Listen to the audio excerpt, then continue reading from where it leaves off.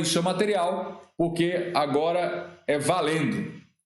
Iniciando oficialmente o episódio número 68 do nosso Raio-X da Questão, uma série de aulas e lives que eu venho fazendo sempre de segunda a quinta-feira, às 21h05, em que eu abordo um ponto específico do direito administrativo e da legislação administrativa, sempre focado ou a partir da análise de questões de concurso de provas anteriores. Se você eventualmente ainda não é inscrito no canal, se inscreva agora, dá o toque no sininho. Não se esqueça de deixar lá o seu comentário e o seu like no vídeo. Vocês não estão comentando, se estão gostando, odiando, pode meter brasa lá, não faz mal. Muito bem. E agora, já testando aqui a nossa caneta mágica, é o episódio número 68, a segunda parte aí da jornada da superrevisão em matéria de autarquias estão aí. Muito bem. Deixa eu colocar aqui exatamente onde nós paramos. Aqui. Espera aí. Deixa eu colocar aqui exatamente onde nós paramos. Vamos aqui. Tá. Aqui. Não sujeita à falência. Exatamente neste ponto que nós encerramos o nosso último episódio. E agora a gente vai abordar a questão da falência e da recuperação extrajudicial. Por que nós temos de abordar isso aqui? Porque quando nós estamos tratando de autarquias, as autarquias são pessoas jurídicas.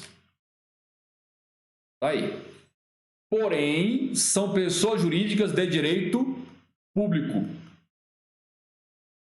Pessoas jurídicas de direito público.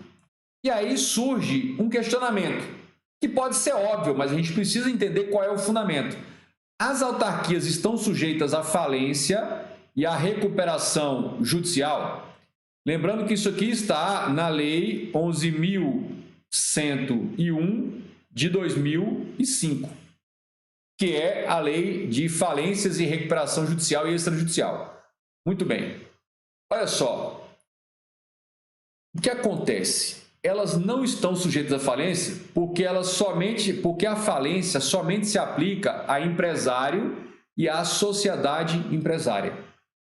O artigo 1º desta lei aí, da Lei 11.101, claramente diz que a lei de falências e de recuperações judiciais e extrajudiciais, esta lei só se aplica ao empresário e à sociedade empresária. E a autarquia definitivamente não se enquadra no conceito nem de empresário, nem de sociedade empresária. Então, a própria Lei 11.101, que é a Lei de Falências, exclui literalmente qualquer tipo de pessoa jurídica que não seja empresário ou sociedade empresária. Então, portanto, autarquias jamais poderão estar sujeitas à falência. Eis aí o fundamento. Então, olha o que diz o nosso dispositivo. Esta lei, que é a Lei 11.101, disciplina a recuperação judicial, a recuperação extrajudicial e a falência do empresário e da sociedade empresária. Então, nos termos da literalidade da Lei de Falências e de Recuperação Judicial e Extrajudicial, na literalidade do dispositivo da lei, está claro que autarquias não podem estar submetidas ao procedimento falimentar. Tranquilo em relação a isso. E um outro ponto muito frequente nas questões diz respeito à obrigatoriedade de licitação. Eu quero deixar claro e relembrar com você que essa obrigatoriedade ela é uma cláusula constitucional. Está no artigo 37, inciso 21 da Constituição Federal de 88. Lá no inciso 21 do artigo 37, literalmente está dito que, ressalvados os casos especificados em legislação, com exceção desses casos que a legislação especificar, todo o restante é obrigatório fazer licitações antes das contratações de obras, serviços, compras, alienações. Beleza. E as autarquias não estão entre essas exceções, ou seja, elas se sujeitam ao princípio implícito da obrigatoriedade de licitação, ressalvado os seguintes casos. Então, quais são as hipóteses em que as autarquias não estão obrigadas a licitar. São aquelas mesmas hipóteses que estão previstas para todos os demais entes públicos. Ou seja, inexigibilidade de licitação e dispensa de licitação. Inexigibilidade de licitação e dispensa de licitação. Se algum de vocês que está me acompanhando agora na aula, me diga aí se você acompanhou, comente aí no chat com os colegas, se você acompanhou as 2 ou 3 aulas que eu fiz no final de semana em que eu analisei inexigibilidade e dispensa. Comenta aí se você assistiu a aula de final de semana sobre esse tema e se você me diz, se você diria que é hashtag canônica ou épica a aula sobre esse assunto que a gente fez no final de semana. Beleza. Então, essas são as hipóteses em que será feito o quê? Isso aqui é caso de contratação sem licitação, chamada contratação direta. Contratação direta. Bora. Olha só um destaque importante. Confira o fundamento constitucional do princípio da obrigatoriedade de licitação. Professor, onde está esse fundamento? Isso aqui, esse dispositivo, tem de fazer parte do seu material de revisão, sem dúvida nenhuma. Artigo 37, inciso 21 do texto constitucional, os principais aspectos que ali estão literalmente dispostos, você tem de ter no seu material de revisão. Professor, como é que é isso? Então, o que eu colocaria no material de revisão? Eu colocaria assim, olha, existe uma regra, existe exceção. Isso no próprio texto constitucional. Então, o texto constitucional diz, ressalvados os casos especificados em legislação.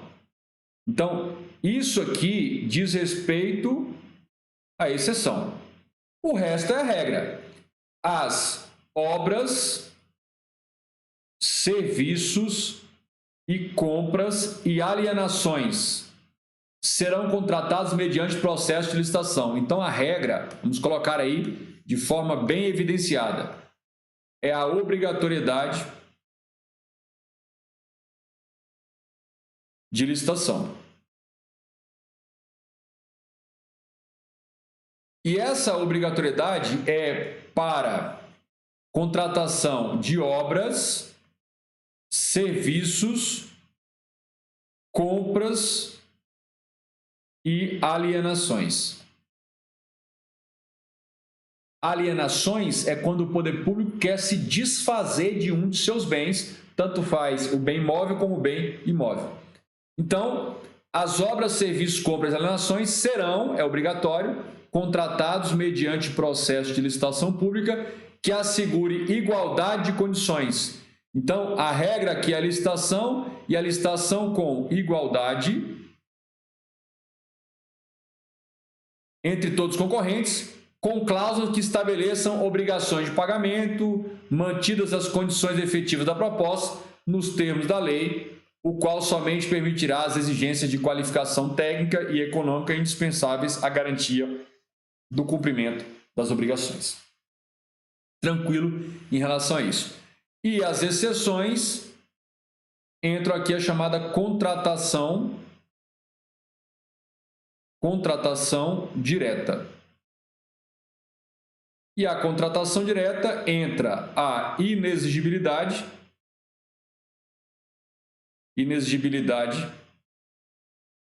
de licitação e a dispensa de licitação, sendo que a dispensa inclui a dispensada, a licitação dispensada, entra aqui, e a dispensável.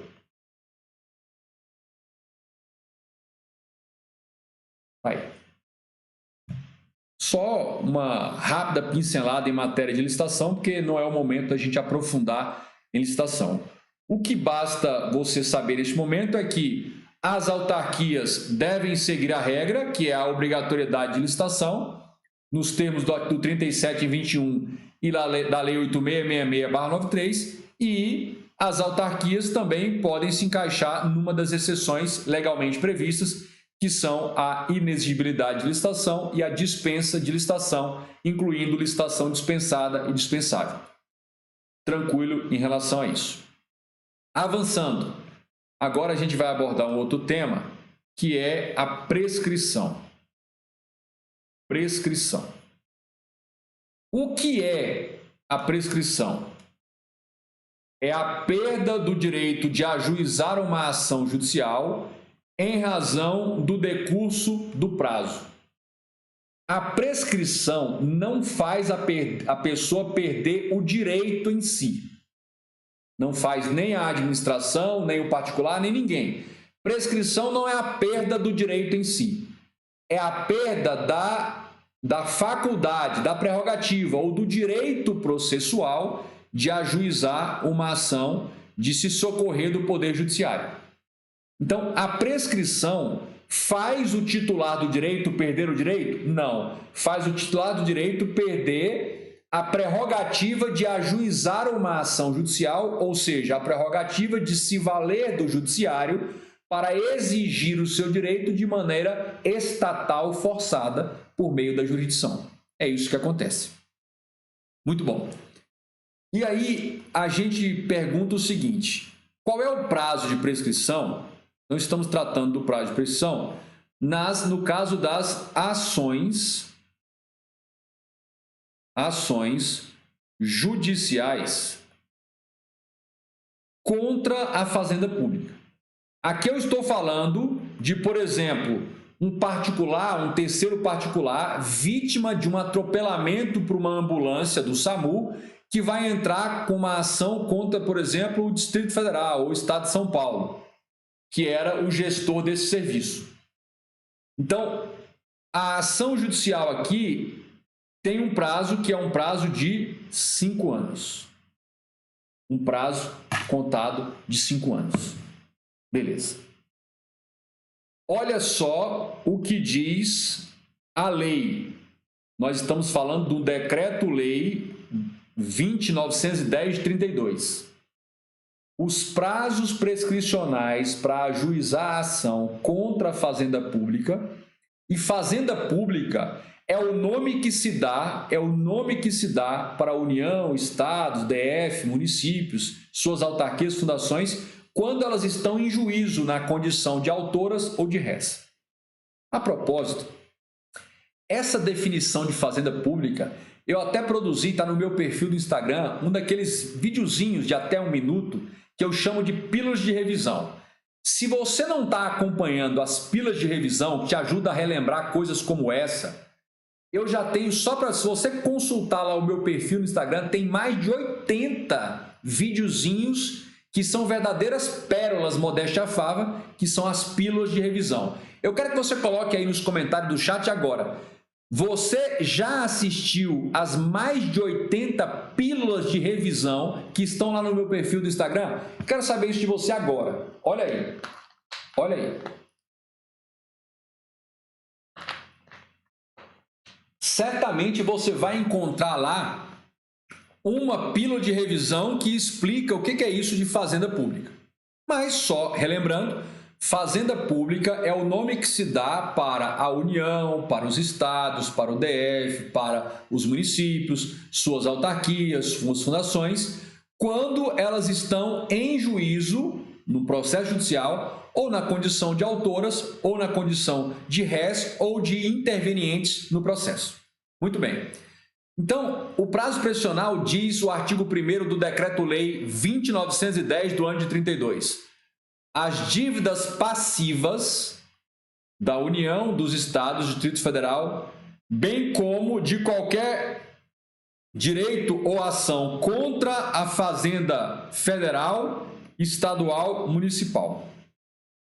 Dívidas passivas significa que a União, ou Estado, ou DF, ou município, ele é o devedor passivo. Significa que algum particular é o credor. seja qual for a sua natureza de dívida, prescreve em 5 anos contados da data do ato ou fato do qual se originarem. Hoje, no dia de hoje, eu postei agora à tarde, eu fiz a postagem de uma pílula de revisão explicando para você que, de regra, acontece o seguinte, tá lá na eu consegui explicar isso aqui perfeitamente em 1 minuto de vídeo. Olha só, tá assim, olha. Aqui aconteceu o fato. E aqui nós temos um prazo de 5 anos. Qual é a regra? Normalmente, a regra é o fato é o termo, entre parênteses, que é uma expressão em latim, a quo, também chamado termo inicial. Coloca uma coisa na sua cabeça. O que significa termo a quo ou termo inicial de um prazo de prescrição? É a data a partir da qual se conta o prazo. E de regra, o prazo prescricional que nós particulares temos contra o poder público é um prazo prescricional cujo termo a quo, cujo termo inicial, então termo a quo ou termo inicial, tá lá, ó. Então, o prazo prescricional para ajuizar a ação contra a fazenda pública, contra o poder público, ele tem o seu termo a quo ou termo inicial, a data do fato que gerou o seu direito. A data em que houve a colisão da viatura da polícia no seu carro, a data em que o poder público te causou aquele prejuízo, a data do fato. Mas tem uma exceção, e essa exceção, inclusive, está na pílula de revisão que eu postei no Instagram hoje, em 1 minuto. Qual é? O STJ já consagrou uma jurisprudência que é o seguinte: se este fato ou conduta, se um fato ou conduta, se esta conduta, que seria o termo a quo, se isso for crime, tipificado como crime lá no Código Penal ou nas legislações criminais, se isso for crime, a contagem dos 5 anos de prescrição não será da data do fato ou conduta. Será a partir da data do trânsito em julgado da sentença penal condenatória, ou seja, a partir do dia em que já não couber mais nenhum recurso contra a sentença penal condenatória. O que eu estou falando? O que o STJ está dizendo? Que o fato aconteceu aqui em 2020. Vamos colocar aqui setembro de 2020. Só que o trânsito em julgado da sentença penal condenatória, depois de tantas instâncias de julgamento que tem no Brasil, só aconteceu em setembro de 2026. 6 anos depois. Está prescrito? Não. A partir desta data que foi o trânsito julgado, você vai começar a contar 5 anos para a prescrição do ajuizamento da ação civil, ação de ressarcimento, indenização. Tudo bem em relação a isso? Ótimo. Mas o prazo é 5 anos. Essa jurisprudência que eu tratei lá na pílula de revisão não foi pelo meu bel prazer, foi porque eu detectei uma questão como essa. Aliás, aquelas pílulas de revisão são recortes de um vídeo, de uma aula maior em que eu estou comentando uma questão ou um aspecto teórico. E aí eu recorto, condenso, de maneira que tenha sentido, tenha início, meio e fim, e uma lógica didática que vai, uma informação perfeita e acabada, ainda que curtinha, para você revisar aquele assunto. Muito bem. Então, eis aí a prescrição. O artigo 2º do Decreto-Lei 20.910 diz o seguinte, beleza. Deus está dizendo, é muito conteúdo para trabalhar no edital. Não, esquenta a cabeça, relaxa, vai dar certo. o decreto 20.910, que regula a prescrição quinquenal, abrange as dívidas passivas das autarquias ou entidades e órgãos paraestatais criados por lei e mantidos mediante impostos, taxas. Esse dispositivo, o artigo 2º do Decreto-Lei 4597 de 42, 10 anos depois, olha, o primeiro decreto, o 20.910, é de 1932. Esse, 42, 10 anos depois. Ele estende o prazo de 5 anos. Vejam aí, olha, é o prazo quinquenal.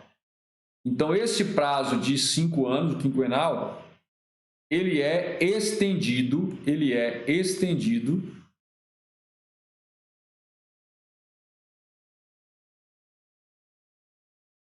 para as autarquias também.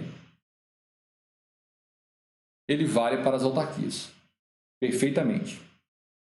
Beleza? Tranquilo. E ainda em matéria de prescrição, a gente precisa analisar a Lei 9494, já bem mais recente, de 97. Olha o que diz. Prescreverá em 5 anos o direito de obter indenização dos danos causados por agentes de pessoas jurídicas de direito público e de pessoa jurídica de direito privado prestadora de serviço público. Olha atenção.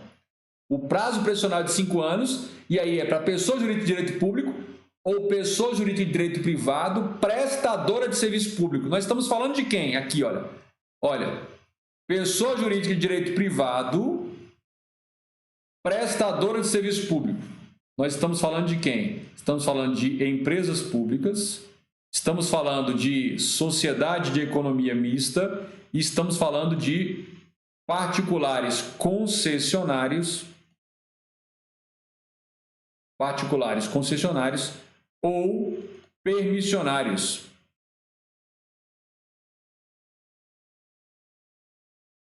De serviço público.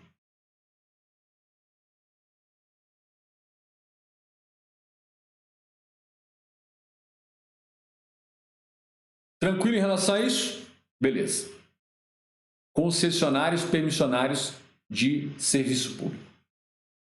Então, qualquer particular que deseja ajuizar uma ação de indenização, olha aqui, olha, indenização, tá bem claro isso aqui, ação de indenização por danos causados por pessoa jurídica de direito público. Quem é que entra aí? União, estados, DF, municípios, autarquias, fundações públicas.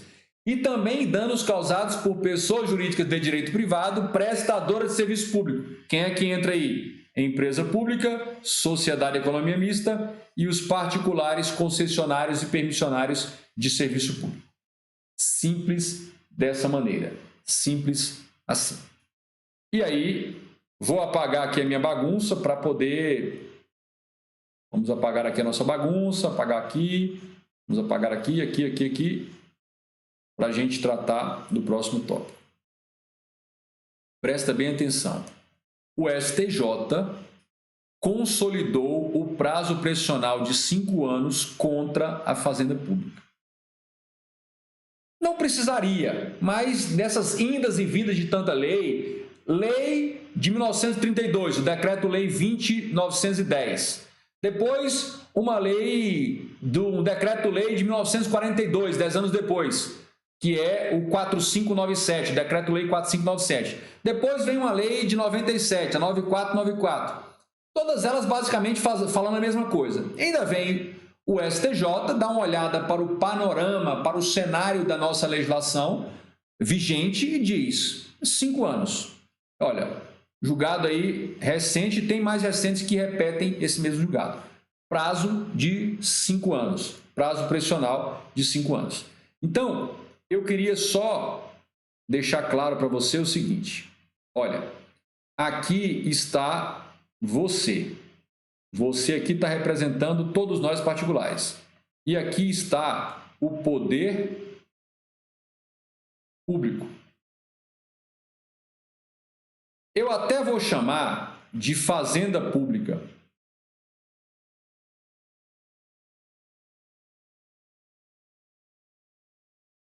como chama o STJ. Não estou inventando o nome. E percebam que nos termos do artigo 1º-C da Lei 9494 de 97, vai entrar aqui também nessa patota aqui, nesse combo aqui, vai entrar aqui também o quê? As pessoas jurídicas de direito privado que sejam prestadoras de serviço público. Então, eu faço questão de incluir aqui para você o seguinte, olha só, incluir aqui o seguinte, vai entrar aqui as empresas públicas, vai entrar aqui sociedade de economia mista e vai entrar aqui os delegatários de serviços públicos, que são os concessionários permissionários. E aí, a ação judicial,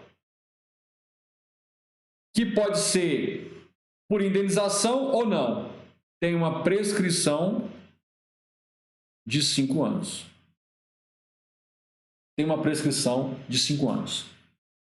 Professor, e se fosse o contrário? O poder público ingressando com uma ação contra os particulares, também 5 anos. A gente vai ver isso em outras oportunidades aqui também no nosso raio-x da questão. Mas tranquilo em relação a isso? Então, nós estamos contextualizando prerrogativas de direito público que se aplicam para as autarquias, de forma bem clara, textualmente falando aí na lei. E agora a gente vai abordar um aspecto importante que são as prerrogativas processuais. Prerrogativas processuais, está aqui, olha.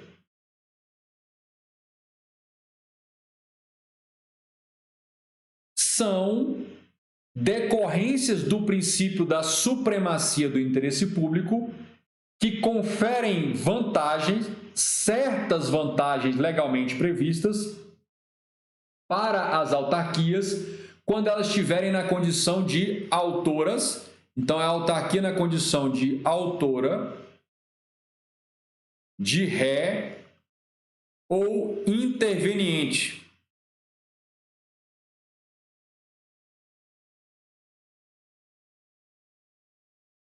Nos processos.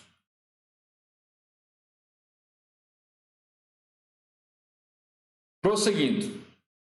A primeira pergunta que a gente tem de fazer é o seguinte: autarquias possuem capacidade processual?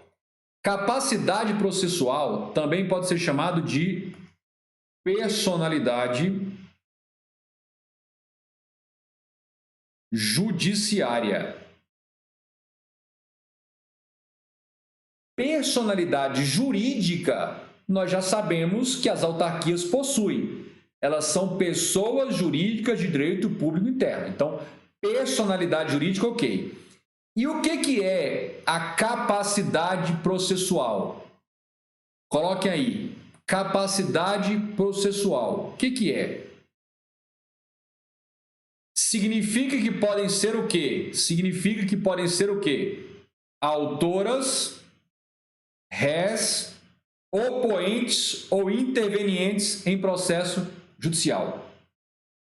Anota um detalhe aí. Anota aí. Assim, olha. Capacidade processual é a aptidão para ser autor ou réu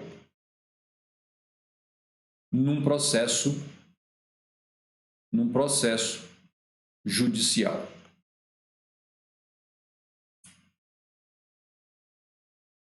Internaliza esta informação e até que isso aconteça, coloque no seu material de revisão.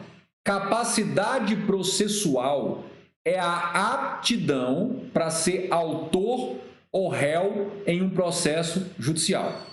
Lembrando que capacidade processual é sinônimo de personalidade judiciária. Então, coloque isso no seu material de revisão. Capacidade processual ou personalidade judiciária é a aptidão de quem pode ser autor ou réu, é a aptidão para ser autor ou réu em um processo judicial. Colocou isso aí? Destacou com marca-texto, colocou uma florzinha, tá tudo certo isso aí? Beleza, tá ótimo. Agora vamos ao seguinte. Nós já sabemos que a tal capacidade processual é diferente de personalidade jurídica. Autarquias possuem as duas coisas. Autarquias possuem capacidade processual, também chamada personalidade judiciária, e as autarquias também possuem a chamada personalidade jurídica. Nós já sabemos, está anotado aí, que a personalidade judiciária diz respeito à aptidão que um sujeito de direito tem, uma aptidão para ser autor ou réu, ou interveniente ou opoente em um processo judicial. Agora, então, o que é a personalidade jurídica? Coloca aí. Personalidade jurídica é a aptidão para ser sujeito de direitos e obrigações. Personalidade jurídica é a aptidão de quem pode ser titular de direitos ou de obrigações. Para você nunca mais confundir personalidade jurídica com capacidade processual. Então, personalidade jurídica é a aptidão para ser sujeito ou titular de direitos e de obrigações. Quer mais um detalhe? Quer anotar mais uma coisa importante? Vamos anotar. A hora é agora. Todo aquele que tem personalidade jurídica, lembrando, quem é que tem personalidade jurídica? As pessoas naturais, os seres humanos vivos, e as pessoas jurídicas. Tanto as pessoas físicas, melhor chamando pessoas naturais, quanto as pessoas jurídicas possuem a tal personalidade jurídica. E ter personalidade jurídica é o mesmo que dizer o seguinte: é ter aptidão para ser sujeito, para ser titular de direitos e obrigações. Mas o que eu quero que você anote a mais, um bônus aí para você, é o seguinte: todo aquele que tem personalidade jurídica, também tem capacidade processual. Todo aquele que tem personalidade jurídica tem capacidade processual. E aí eu quero relembrar um detalhe aqui de algo que eu já fiz uma live épica aqui também, sobre órgãos. Órgãos públicos não têm personalidade jurídica. E, portanto, órgãos públicos não possuem, como regra, capacidade processual. Portanto, órgãos públicos não têm capacidade processual. Mas, excepcionalmente, como exceção à regra, existem certos tipos de órgãos que, mesmo não tendo personalidade jurídica, mesmo não tendo isso aqui, vão ter capacidade processual muito peculiar, muito específica, mas vão ter. Professor, o que é isso? Procure aí, espero que ainda esteja disponível aí no canal, o episódio em que eu abordei a parte de órgãos públicos. E aí eu esmiucei essa questão da capacidade processual que raríssimos órgãos públicos possuem. Vamos avançar. Isso que nós estávamos trabalhando aí, isso que foi trabalhado agora, nada mais é do que uma interpretação, um detalhamento, um aprofundamento do que está no artigo 109 da Constituição Federal. Eu quero que você anote o seguinte: esse dispositivo legal que vocês estão anotando aí, esse dispositivo legal, ele é da Constituição Federal, da CF. Fiz questão de colocar aí em letras garrafais, que é para você realmente compreender a lógica. Compete aos juízes federais. É o mesmo que dizer o seguinte: compete à Justiça Federal processar e julgar causas em que a União, as entidades autárquicas, as empresas públicas federais forem interessadas na condição de autoras, de rés, assistentes e opoentes, exceto casos envolvendo falência, acidente de trabalho, justiça eleitoral, justiça do trabalho. Mas percebam que o texto constitucional evidencia que autarquias, assim como a União, podem ter a capacidade processual, porque diz que elas podem ser autoras, rés, assistentes ou opoentes, intervenientes no processo. O texto constitucional deixa evidente isso aí. Mas vamos seguir. Qual é o foro competente? Foro competente para as ações judiciais. Isso é uma pergunta. Qual é o foro competente? Bota aí a interrogação. Foro competente. Perguntar qual é o foro competente é perguntar o seguinte: beleza, eu já detectei que uma autarquia ou vai ser autora, ou vai ser ré, ou assistente, ou opoente em um processo judicial. Ou seja, já está definido que esta causa, esta ação que vai ser ajuizada, ela vai ter uma autarquia ou no polo ativo, como autor, ou no polo passivo, ou alinhado com um desses dois polos, opoente, interveniente, beleza. Assistente, tranquilo. Mas nós sabemos que nós temos o Poder Judiciário da União, composto pela Justiça Federal Comum, são os juízes federais, as varas federais, mais os tribunais regionais federais, que agora são 6, foi criado o TRF da 6ª região, ligado lá à região metropolitana de Belo Horizonte.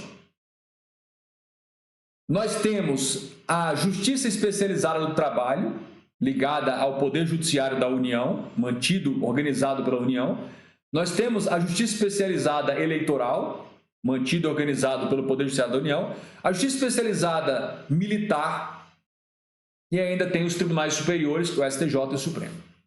Isso, o Judiciário da União. Mas nós temos os tribunais de justiça e os juízes, as varas judiciais, em cada um dos estados.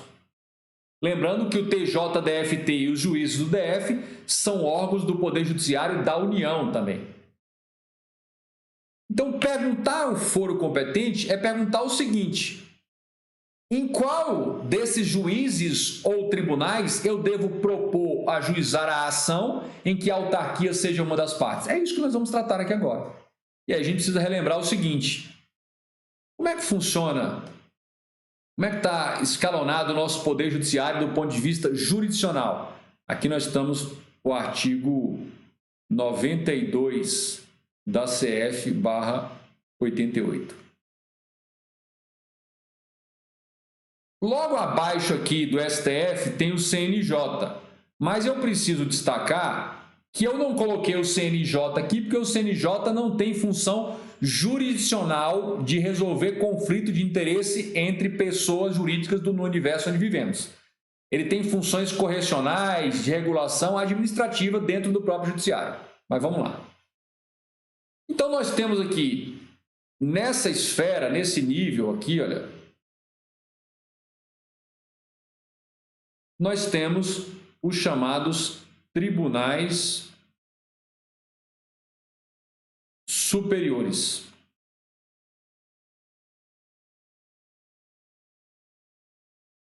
Nesse nível aqui, a gente tem o que se chama de segundo grau de jurisdição.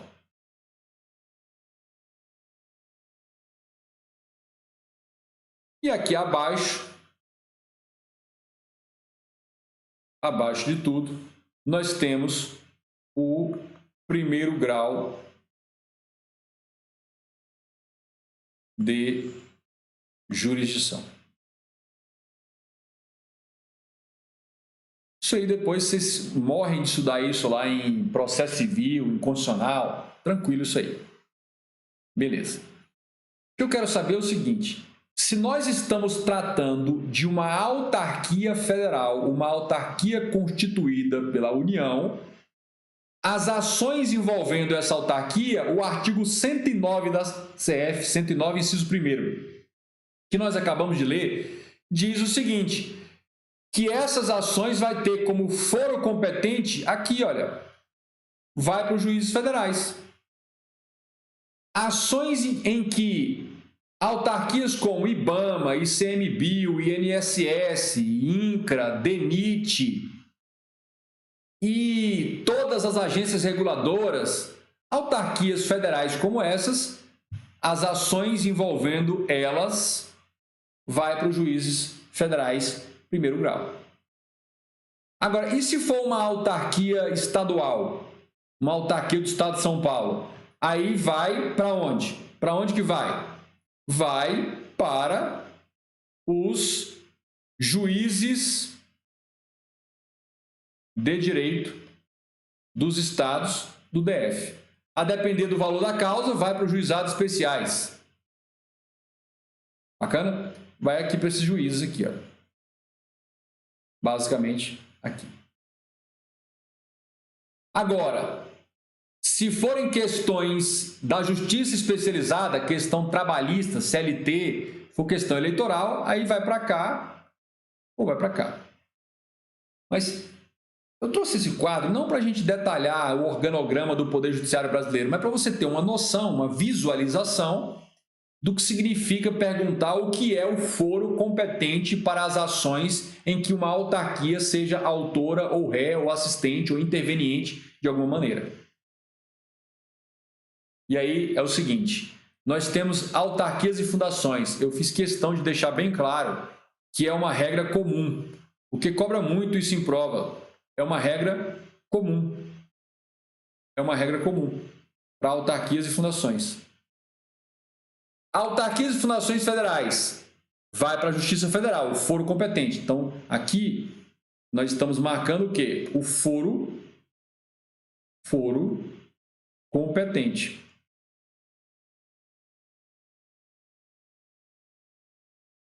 Claro, com exceção das questões, das demandas das causas trabalhistas, eleitorais, falimentares, de acidentes de trabalho. O professor só acabou de falar que autarquias não estão sujeitas à falência. Daí o senhor vem com essa história de falimentares, agora eu não entendi. Olha, o INSS é uma autarquia.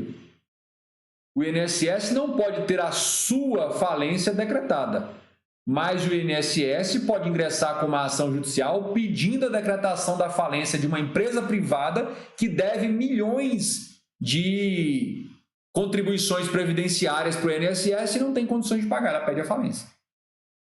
Sacou a ideia? Uma autarquia pode estar envolvida num processo falimentar não como ré, não como quem vai ter a sua falência decretada, mas uma autarquia pode ir a juízo pedir a falência de uma empresa, de uma sociedade empresária que pode ter a sua falência decretada nos termos da Lei 11.101 de 2005. Agora, se nós estamos falando de autarquias ou fundações estaduais, distritais, municipais, o foro competente, vamos deixar isso bem claro, foro competente, que é foro competente, vai ser a Justiça Estadual, então, a Justiça aqui do DF. Com exceção das causas, olha, com exceção das causas trabalhistas e eleitorais, porque vão para a Justiça Especializada da União. Professor, e as falimentares e acidente de trabalho? As falimentares e acidente de trabalho, elas naturalmente já se processam na Justiça do Estado. Então, aqui elas já estão na Justiça Estadual. Trouxe aí esse esquema psicodélico trense, hashtag esquema psicodélico trense, para facilitar a visualização desta questão de foro competente em matéria de autarquias. Em matéria de autarquias. E a gente prossegue agora. Ainda nas prerrogativas processuais. Eu não sei se você já sabe ou está se lembrando, mas as autarquias, assim como União, Estado, DF, município, gozam da prerrogativa processual da intimação pessoal. O que é isso? As comunicações do processo em que o juiz comunica às partes, em relação às autarquias, a comunicação deve ser feita pessoalmente. Olha isso. Olha só isso. Todos os atos do processo devem ser comunicados diretamente à pessoa de seu procurador. Na área federal, nós temos os chamados procuradores federais. E nos estados ainda existem os procuradores, em alguns estados, procuradores autárquicos. Procuradores de autarquia. Simples assim. Mais uma prerrogativa processual a ser destacada.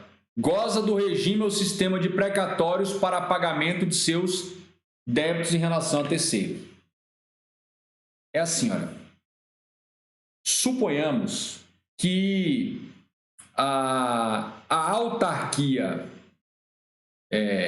IBAMA, tenha alguns helicópteros que ela usa para fazer ações de fiscalização ambiental.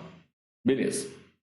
Suponhamos que numa dessas operações de fiscalização ambiental, quando retornava para a base numa determinada cidade, o piloto lá dessa aeronave, desse helicóptero, perdeu o controle e bateu esse helicóptero num prédio lá de 3, 4, 5 andares que pegou fogo, destruiu tudo. E aí o proprietário do prédio, os proprietários das unidades habitacionais entraram com uma ação de indenização e a autarquia foi condenada a pagar alguns milhões ou milhares de reais. Condenação. Milhões. Quando chega na hora do vamos ver de receber, eu pergunto, esses particulares que entraram com uma ação de indenização contra a autarquia IBAMA, nesse meu exemplo, e ganharam a ação, na hora de executar, de receber o dinheiro, ele pode entrar com uma ação de execução normal e pedir a penhora dos bens pertencentes ao IBAMA? Não podem. Eles têm uma prerrogativa.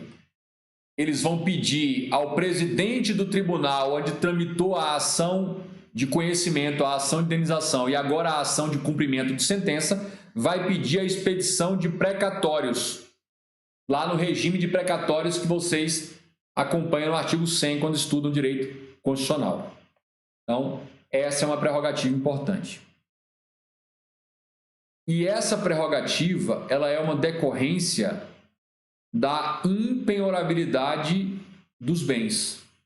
Porque lembra que eu mencionei no episódio anterior, no episódio 67, que uma das prerrogativas do regime de bens das autarquias era a impenhorabilidade dos bens?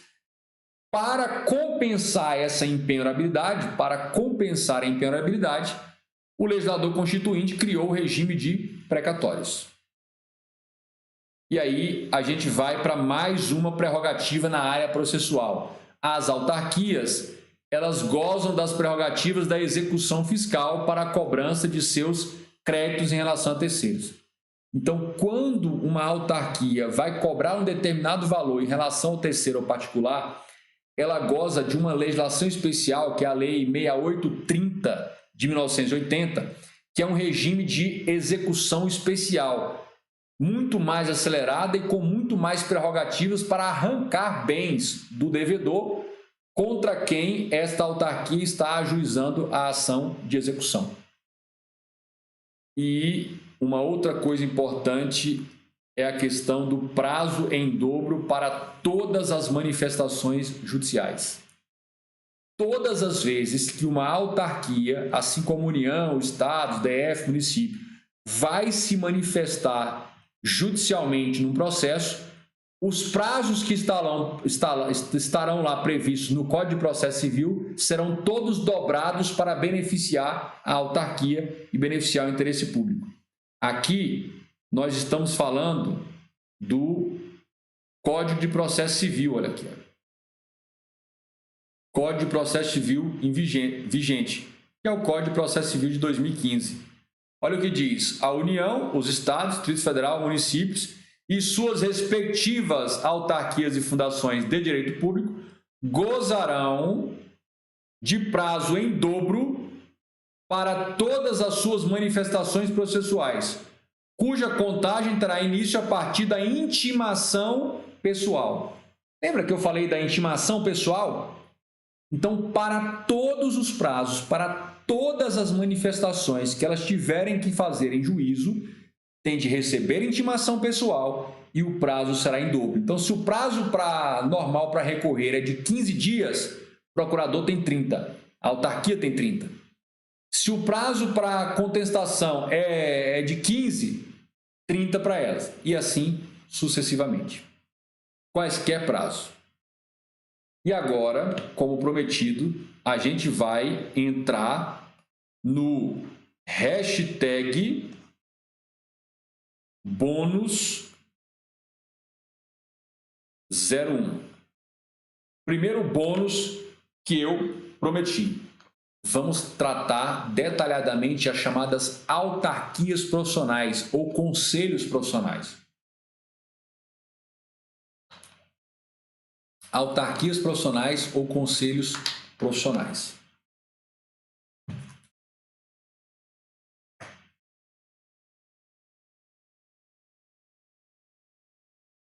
A nossa amiga Fabíola perguntou o seguinte, olha a pergunta dela: como se dá a intimação pessoal dos procuradores no processo eletrônico?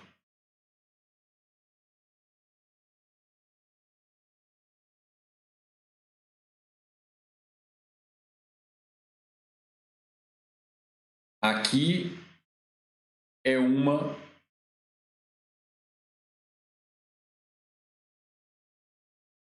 confusão à toa.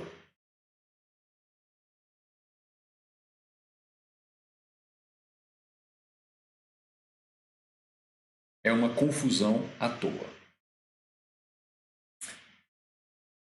Mas é uma boa pergunta. Como é que funcionava quando o processo não era eletrônico? Diariamente, um ou mais oficiais de justiça pegavam os mandados de intimação pessoal aos procuradores, porque eles estavam representando a fazenda pública em juízo, poderia ser a autarquia, o DF, e eles se dirigiam até a sede da procuradoria. Lá tinha um setor em que, obviamente, não estava o procurador, estava ou um analista ou um técnico de procuradoria que fazia o atendimento. Então, o oficial de justiça chegava lá, apresentava essas respectivas contrafé e colocava, ó, esse é do procurador tal, procurador tal, procurador tal. Este servidor, ou analista ou técnico, tinha os poderes institucionalmente conferidos pela sua chefia para bater o carimbo e dar o recebido. A partir daquele momento, tinha-se uma presunção relativa, mas uma presunção de que o procurador pessoalmente foi intimado. Por quê? Porque era dever de ofício desse analista, desse técnico de procuradoria, isso vale para as procuradorias no Brasil inteiro, o dever de imediatamente encaminhar esse documento, isso na época do físico, encaminhar esse documento, esse mandado de intimação ao respectivo procurador. Pegava o telefone, ligava ao procurador, tem uma intimação para o senhor aqui, ou ia até ao gabinete dele, entregava, mandava lá o office boy entregar, era simples assim. Beleza? Quando migrou para o sistema eletrônico, as intimações eletrônicas, salvo algumas raras intimações que tem que ser ainda pelo oficial de justiça, mas as intimações eletrônicas, na minha concepção, ficou muito mais fácil.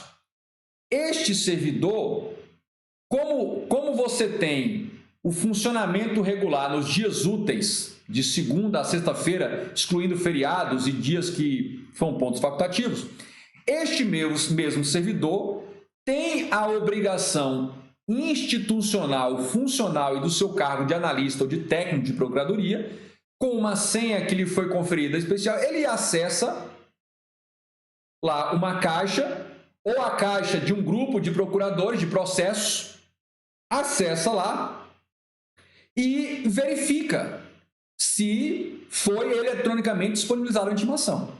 E ele tem o dever de tão logo toma conhecimento, ele clica lá e se dá por ciente.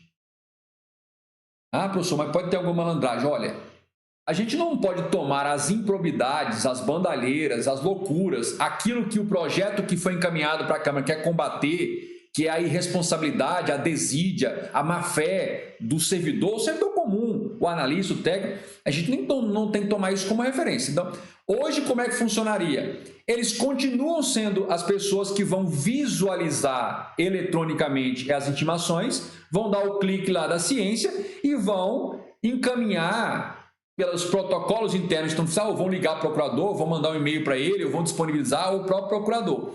Mas o fato é que, se o próprio procurador não o fizer, institucionalmente tem um staff de servidores que podem fazê-lo, que estão obrigados a diariamente fazer essa verificação.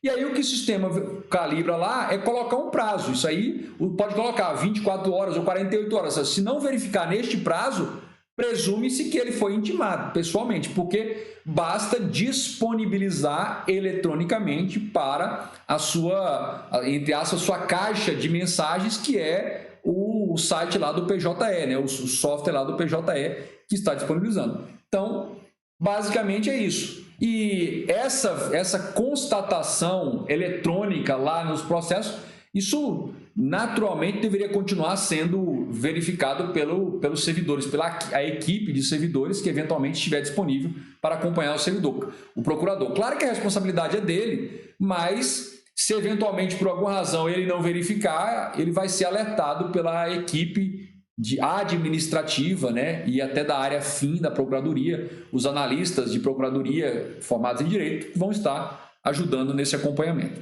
Beleza? Tranquilo, mas boa pergunta. Espero ter dado uma luz aí para esse funcionamento. Autarquias profissionais. Autarquias profissionais.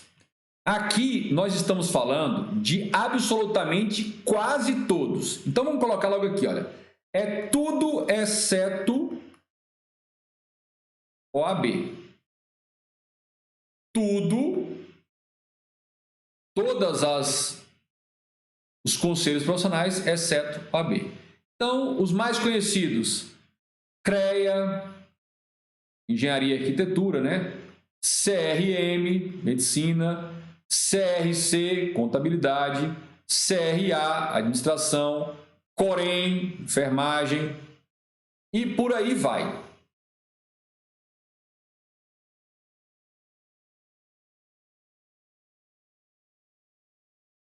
Ponto de partida. Esses conselhos, lá no passado, há décadas atrás, eles não nasceram por aporte de orçamento público lá da União, Estado, DF, município para criá-los. Eles nasceram da iniciativa associativa dos próprios profissionais liberais da medicina, da engenharia, da arquitetura, da contabilidade, da administração, da educação física, da fisioterapia e por aí vai. Acontece que o intervencionismo estatal brasileiro, próprio, a jabuticaba brasileira muito grande, começou a meter o bedelho nessas iniciativas e aprovou ao longo do tempo, foi aprovando leis em que deu a essas associações, as entidades associativas, o poder regulador ou fiscalizatório do exercício das atividades profissionais liberais congregadas por cada conselho. E ao criar esse jabuti, essa jabuticaba, essa coisa brasileira, o que aconteceu? Quem fiscaliza tem de ter prerrogativas para tanto. E na estrutura administrativa brasileira, prerrogativas de exercício pleno do poder de polícia ou é órgão ou é autarquia. No máximo, fundação autárquica, que é uma espécie de autarquia. Estão pegando a ideia? Num determinado momento, a estrutura administrativa brasileira se depara com essa coisa chamada Conselho Profissional, que são os únicos entes que estão fazendo a fiscalização, a regulação, a normatização e o controle do exercício das profissões liberais autônomas.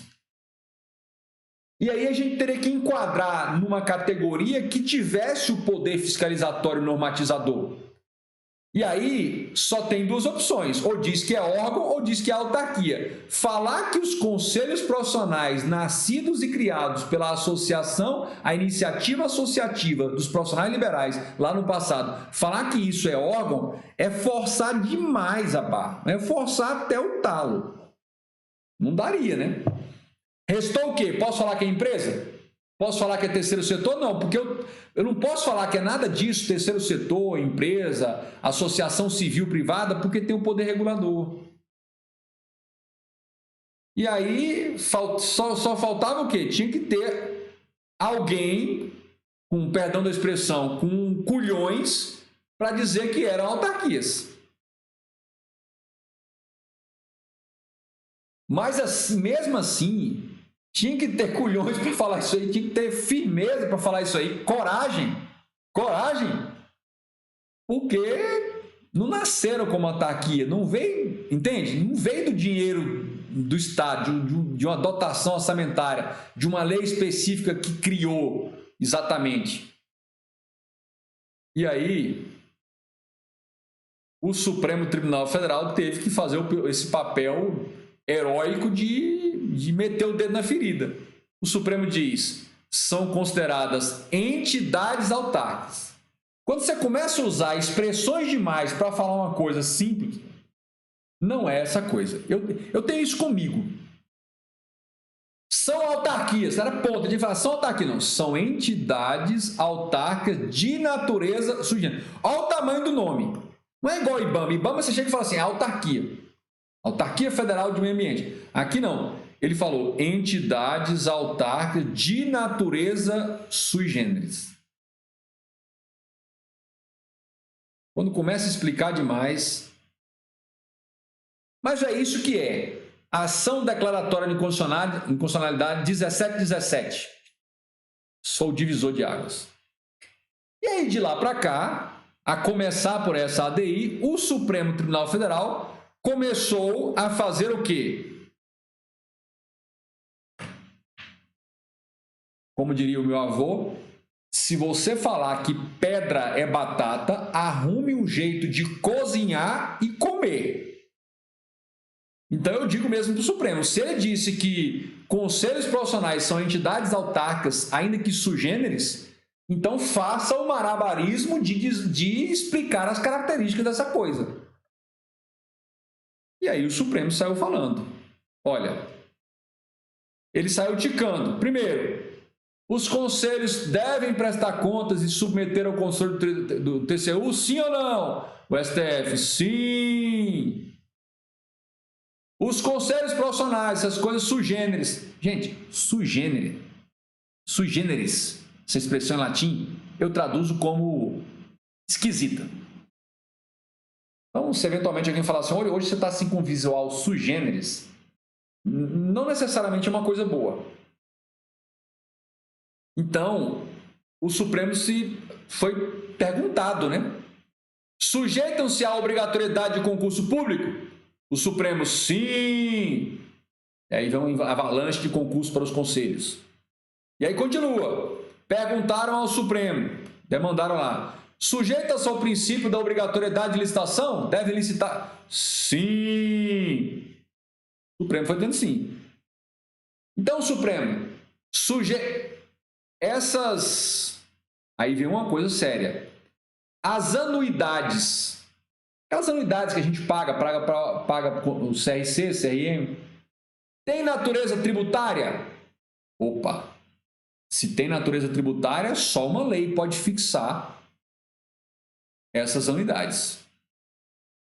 E a cobrança vai ser via execução fiscal, aquela cobrança acelerada. Aí o Supremo Tribunal Federal falou o quê? Sim! E aí vem o Supremo, foram ao Supremo e perguntaram: e o regime do pessoal que trabalha lá? Será estatutário? Aí o Supremo diz: peraí, calma lá. O Supremo diz: será estatutário desde que nomeados após a prévia aprovação em concurso público. Aí, na verdade, o STJ diz. Aí o Supremo botou o STJ na rodada também. Sim, vai ser estatutário? Sim, concursado.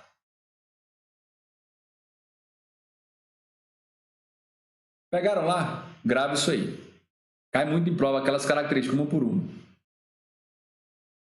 Quando o Supremo pensou que já tinha descascado o abacaxi, e aí vieram e perguntaram o seguinte: e a OAB? E a OAB? Quando ele foi tratado da OAB, aí os advogados caíram matando. Eles não queriam ser iguais à cachorrada dos outros conselhos. Vai vendo o que procó.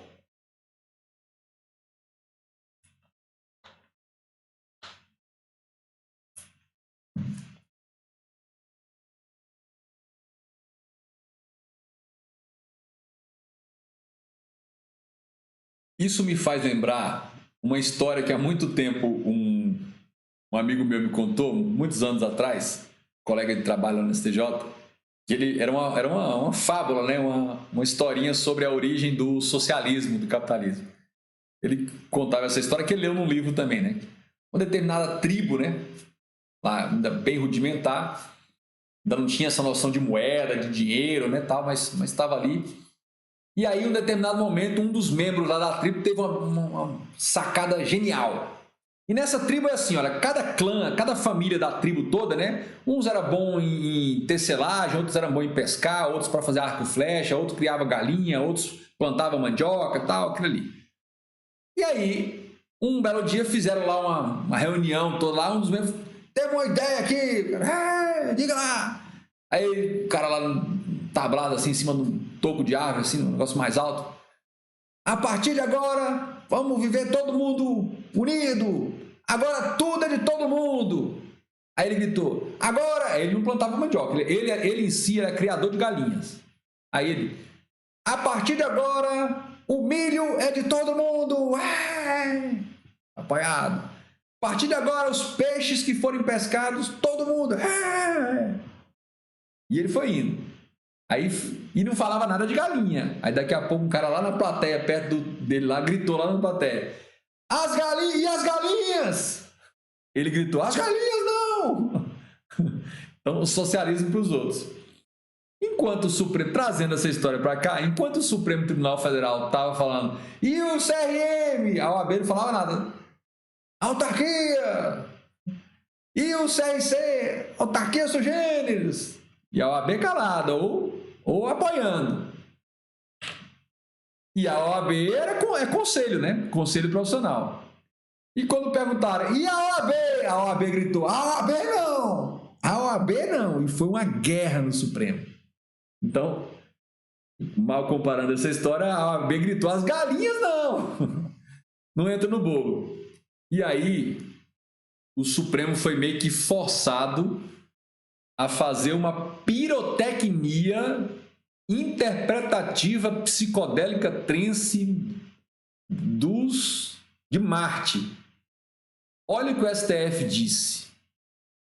Ele disse que a OAB é um serviço público independente.